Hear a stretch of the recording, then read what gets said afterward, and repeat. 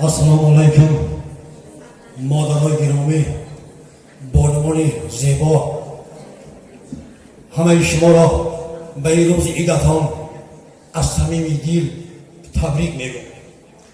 من که یک نامزد علم‌های طب باشم، هر روز در همین قبولگاه 100 نفر قبول میکنم.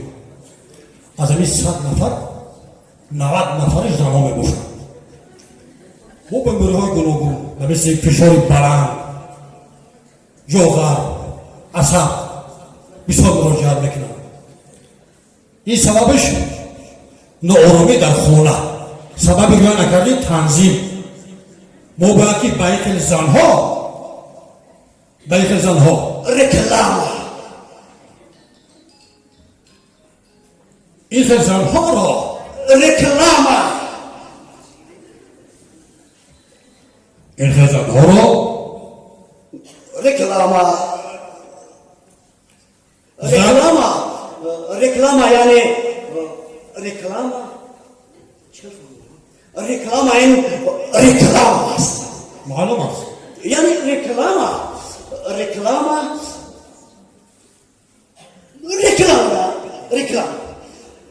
بگو در خونه همه نشستگی، همه با دقت با توجه reklama تماشا کننده ایستادن در نزد تلویزیون.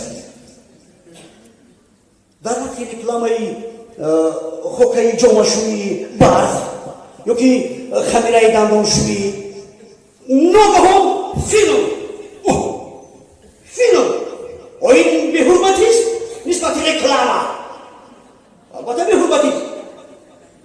یا که در وقتی رکلاما نمودن پارتی فنجان،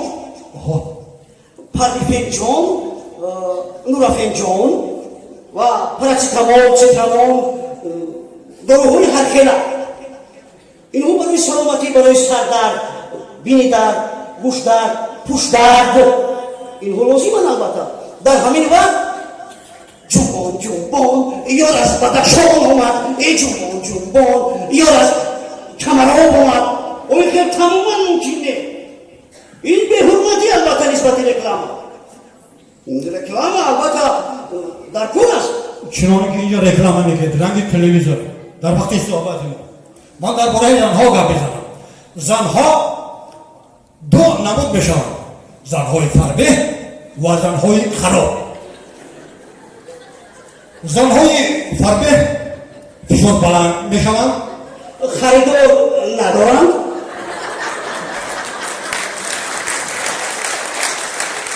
و در خانه ها مدتی دراز میمونند. برای بسرده رفتنشون اونها را رکلام کردن. زنهای خراب بیمارن یا کمخوراکن یا مادرزادن که از خارج کشور وارد میشوند و پر از ماده‌های شیمیایی میباشند. استعمال نمودن این نمود داروها را برای مردم مورد توجه نمیباشند، و مردها از زنهای ملت خود انتخاب بنماید، چون که زن تاجیک از گیاهای طبیعی استحصال شده است و یک ماده شیمیایی ندارد و در آینه استوار میباشد. یک زنهایی هستند که با بیماری‌های جاغر گرفتار میباشند. جاغر دو نمود میشود، جاغر درونه و جاغر بیرونه. جاغر درونه از گیاهای شفابخش خودمون استحصال میشود، از جهت اکولوژی تازه و بزرگ میباشد. جاغر بیرونه باشد برنده میکند، پوسیدن را کاهش میدهد. بدن این زنهای بیمار دارای ماده‌های شیمیایی بودند از خارج کشور آلمان، پولشا، روسیه، هندوستان وارد میشوند. این داروها را در قوطی‌های سربی هر رنگه بوده بدکار، ناآرام، جنجالی میباشند که استفاده برای آنها خیلی ضررناک است. مستحکمی اویله این از زن وابسته میباشد، چون که تلویزیون در رکلام نمودن محصولات‌های گوناگون نقش مهم نموزد. یعنی زیبی خانه، آبادی خانه، تازگی خانه بوده. رکلام های از تلویزیون پخش شده را ба гӯши тамоми мардум мерасонад.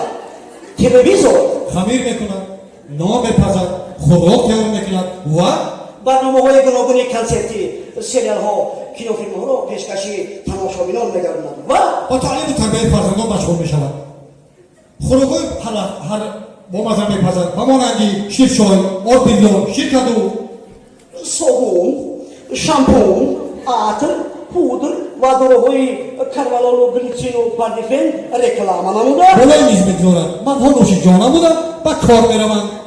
тарзи истифодабарии хокаи ҷомашӯӣ дар мошинаи ҷомашӯӣ. аввал ба мошина об мерезем, салом мекунем, уро хушомадед мегӯем, сипас ба болояш хокаро мерезем. курбаша меандозем, зери паҳлӯяш таксарӣ мемонем, то ки дароз кашида аз ду гӯшааш дошта даруни мошинаи либосшӯӣ андохта сипас ба тӯбача зер мекунем.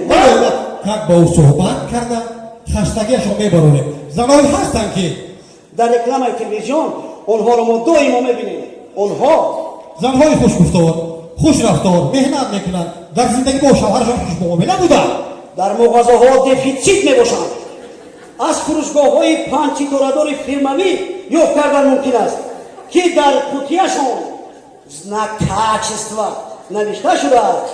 ин порошокҳо вазнашон аз 500 то 1 килограмм буда муҳлати истифодабарияшон хеле зиёд мебошад. занҳои бадфеъле ки китоб намехонанд, ба газетаву маҷалаҳо ошно нестанд, қонунҳоро риоя намекунанд, дар корҳо хона танбаланд. дар қутиҳои чоркунҷа ё картоҳои клёнкагӣ ҷой дода шуданд муҳлати истифодабарияшон аз 3 то 6 моҳ нишон дода шуданд.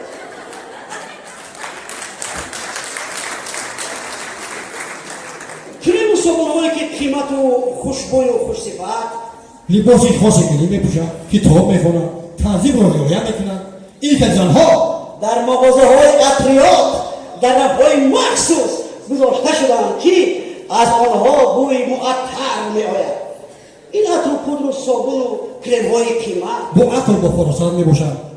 ҳастанд занҳое ки сари беҳуда мекунанд, гурӯҳ казунҳо тори сар маърака ба маърака мегарданд. ва дар кутияшон знак качества надоранд.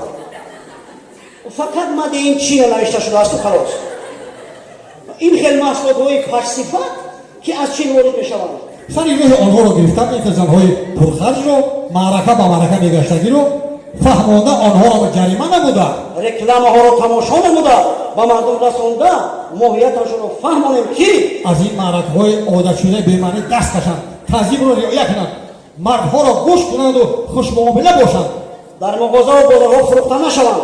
стандарт болои онҳо назорат кунад, гумрук бохабар бошад. дар хона нишинанд ва таълиму тарбияи фарзандон машғул шаванд, корҳои хонаро кунанд ва маҳсулотҳои пассифатро аз рафҳои мағозаҳо нест карда мағозаҳоро маҳкам карда ҷарима кунанд.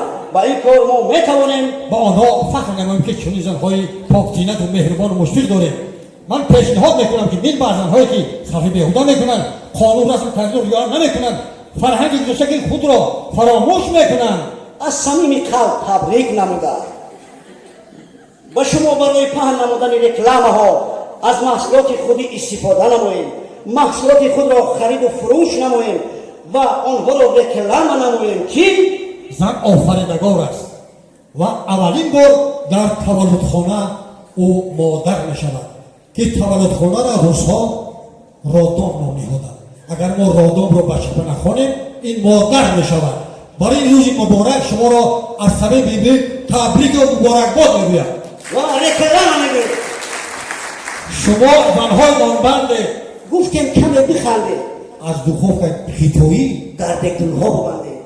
идаам муборак модарони азиз.